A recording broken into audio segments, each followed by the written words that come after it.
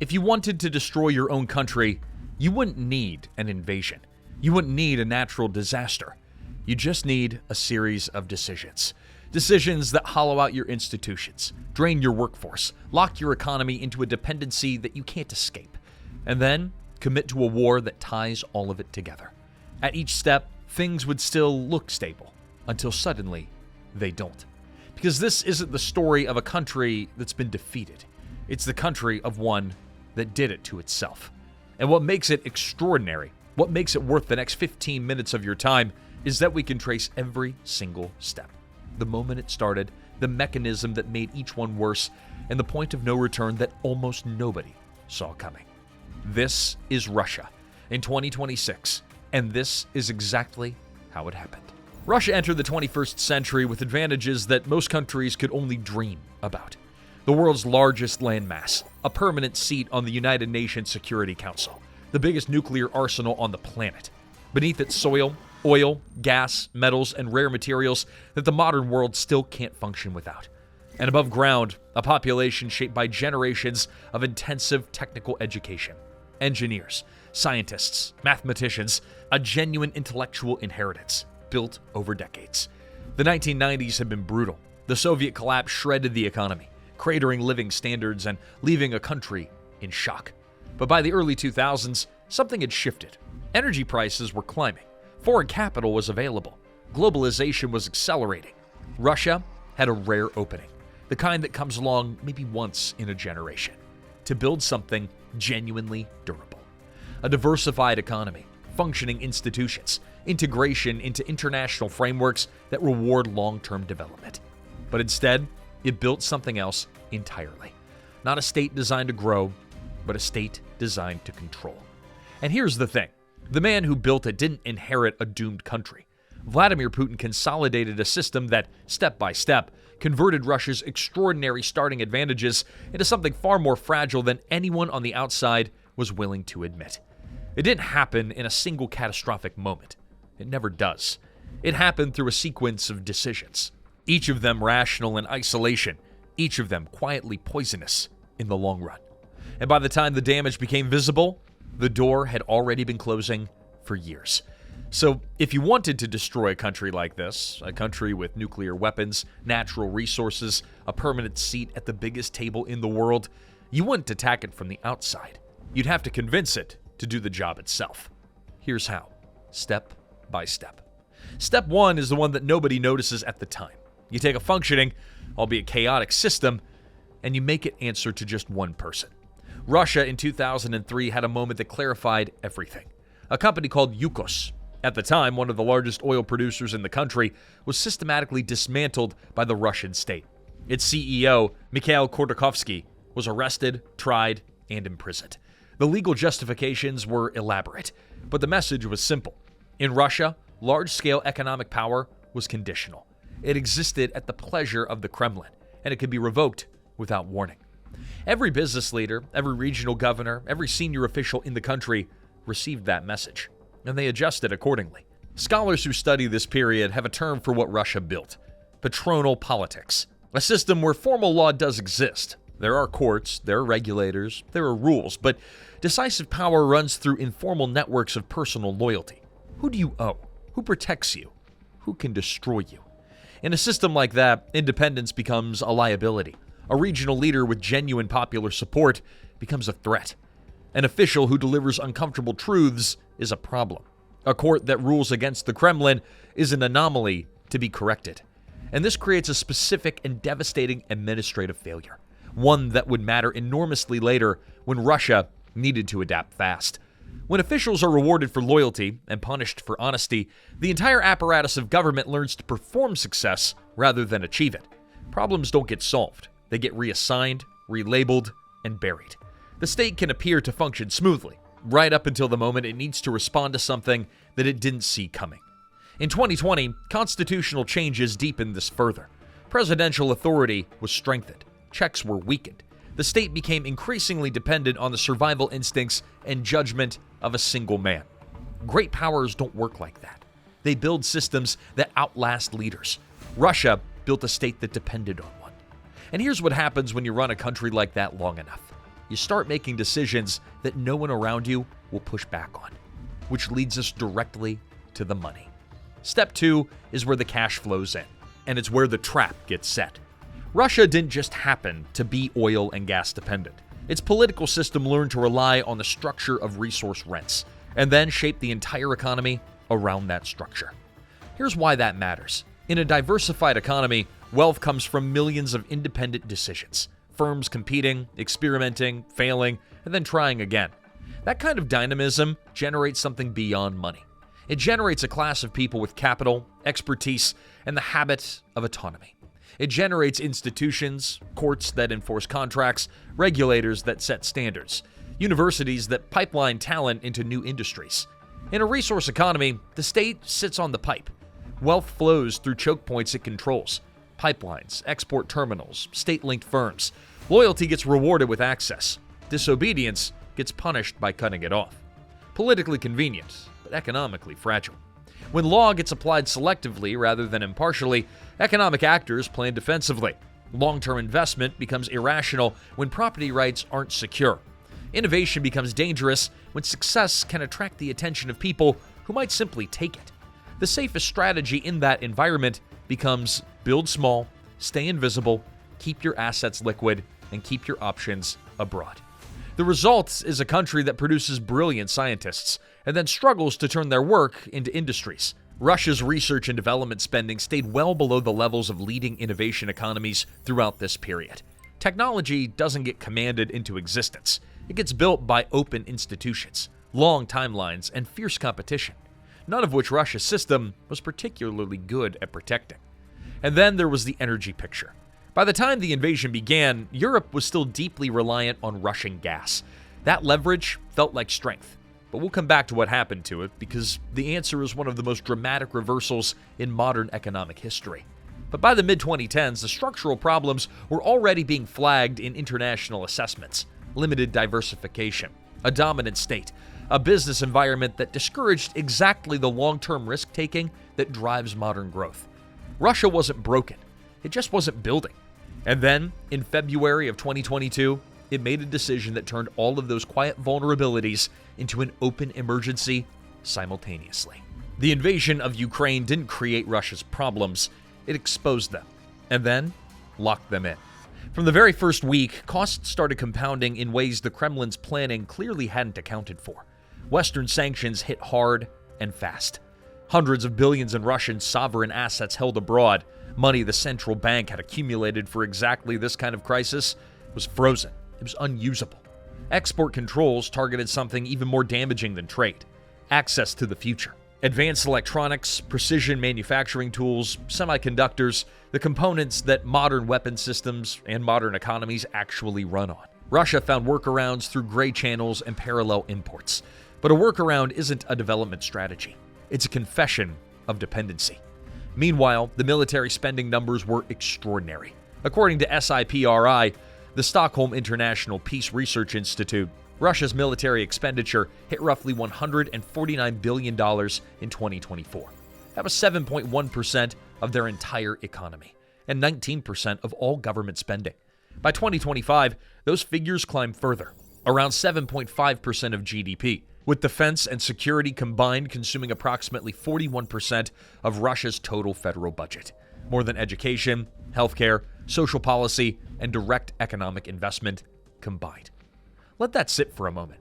4 out of every 10 rubles the Russian government spent in 2025 went toward the war machine.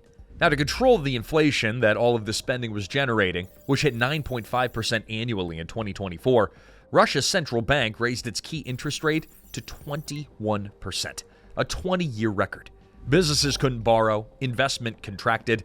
The economy that looked like it was growing, war-fueled GDP growth of 4.3% in 2024, began grinding toward a halt.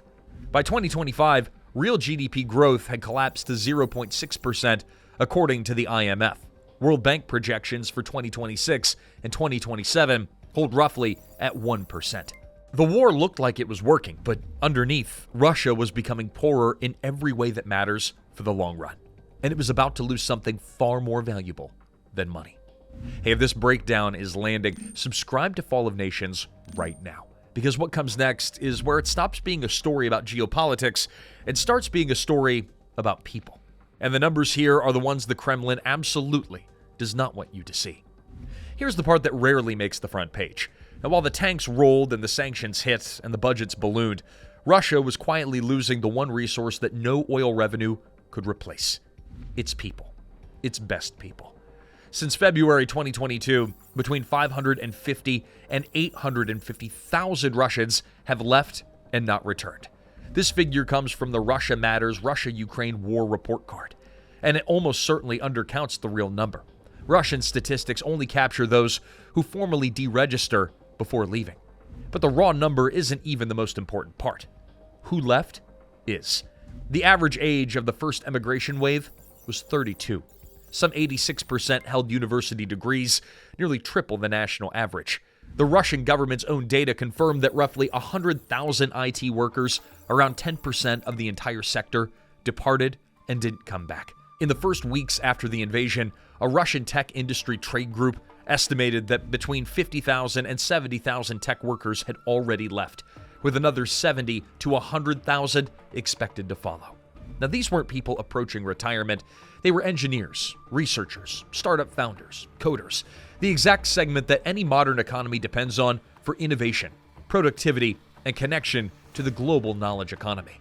And when they left, they didn't just take their savings.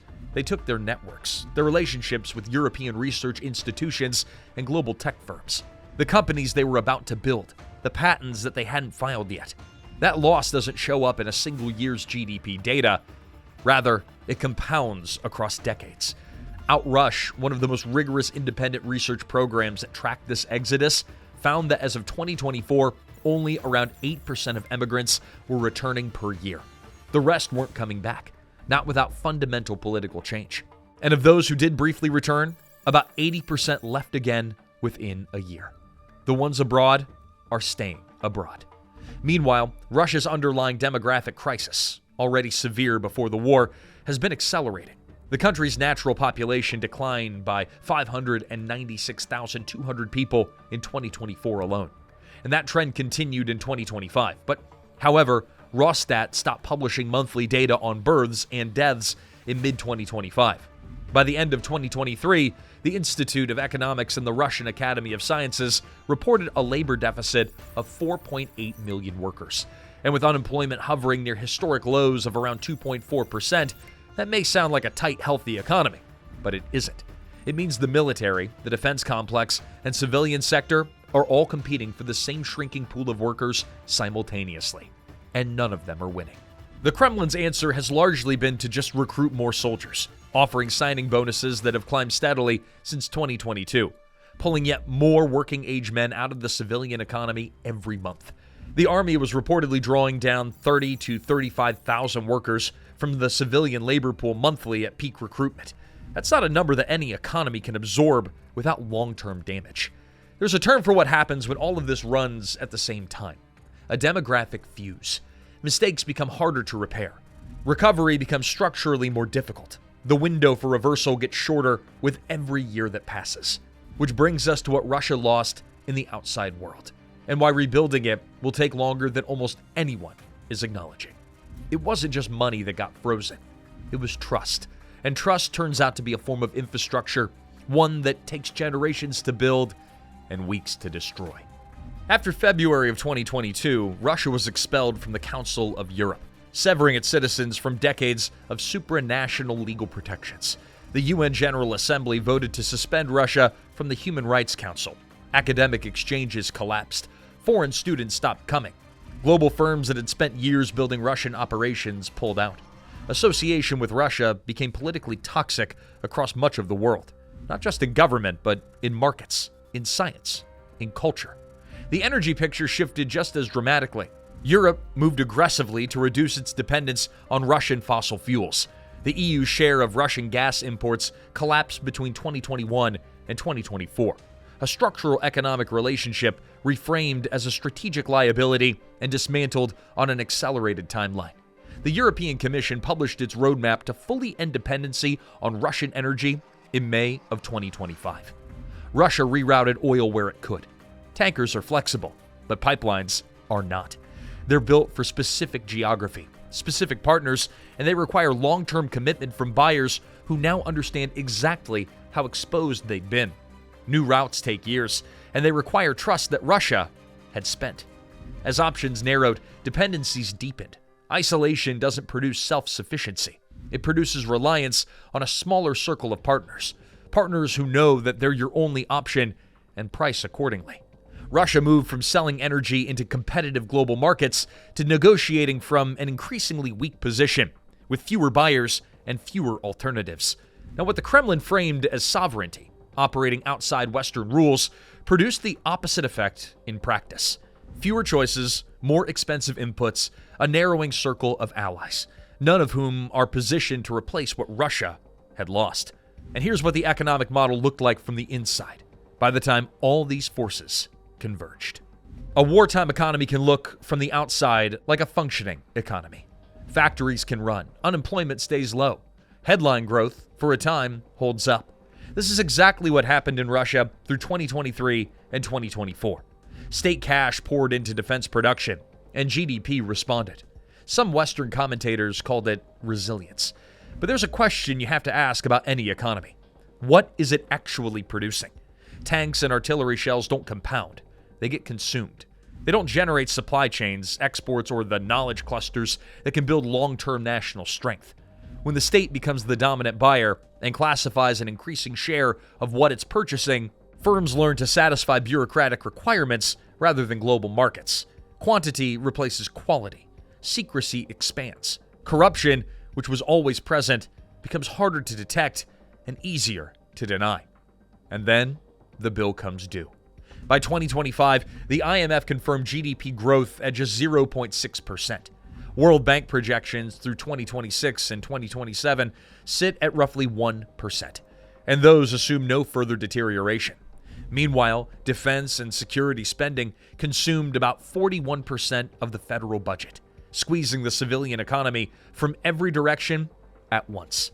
Russia's own central bank governor, Elvira Nabiullina, has been uncharacteristically candid about the structural pressures.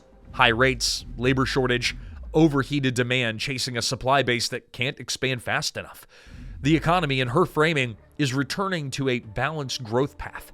But what that actually means is that the artificial acceleration driven by war spending is ending, and what's underneath is considerably slower. The system can carry this burden for years. Authoritarian governments often appear strongest at exactly the moment that their foundations are most compromised. But the cumulative costs accumulate in demography, in technology, in institutional capacity. And at some point, the gap between what the system presents and what it actually is becomes impossible to close. So here's what makes this story different from most geopolitical collapses. There was no single catastrophe, no moment where everything fell apart at once, no obvious turning point where you could say, that's where it went wrong. Instead, there was a sequence. Trade institutions for control. The system becomes blind to its own failures. Build the economy around oil, so it becomes rigid and dependent. Commit to an open-ended war. The costs compound. Drain the educated workforce. The future starts leaving. Get frozen out of global systems, so options narrow. And militarize everything. And the remaining flexibility disappears. Each step made the next one more likely, and each decision, well, it closed off options for the one that followed. Until that feedback loop was just running on its own, and no single reversal could undo what the sequence had built. That's what makes this, in a specific and measurable sense, a century-scale problem. Modern national power gets built by generations, through institutions that outlast individual leaders, through human capital that takes decades to develop, through trust that accumulates slowly in legal systems and international frameworks. When you degrade all of those simultaneously, you don't set the country back a few years. You change the trajectory. Russia in 2026 still has nuclear weapons. It still has vast territory and the resources beneath it. It still holds its seat at the Security Council. None of that will vanish. But survival isn't the same as strength, and resources aren't the same as capacity. The deeper damage, the one that's hardest to quantify and hardest to reverse, is to possibility. A war can end, sanctions can shift, trade routes can be rebuilt, but demographic decline, institutional erosion, and the selective loss of a generation of high-skilled workers, that doesn't reverse quickly. The rebuilding of trust inside Russian society and between Russia and the outside world is slower still. Russia began the 21st century with extraordinary starting capital. What the Putin era converted that capital into, step by step, decision by decision, was a system increasingly designed to consume its own future. Destroying a country doesn't take one catastrophic moment. It takes a series of decisions that each make the next one harder to undo. Until one day, the door has been closing for so long that nobody inside even noticed. So here's our question for you. Do you think Russia can actually reverse this? Is structural recovery even possible at this point? Or has too much already compounded? Let us know in the comments and subscribe to Fall of Nations, because this story isn't finished. Not by a long way.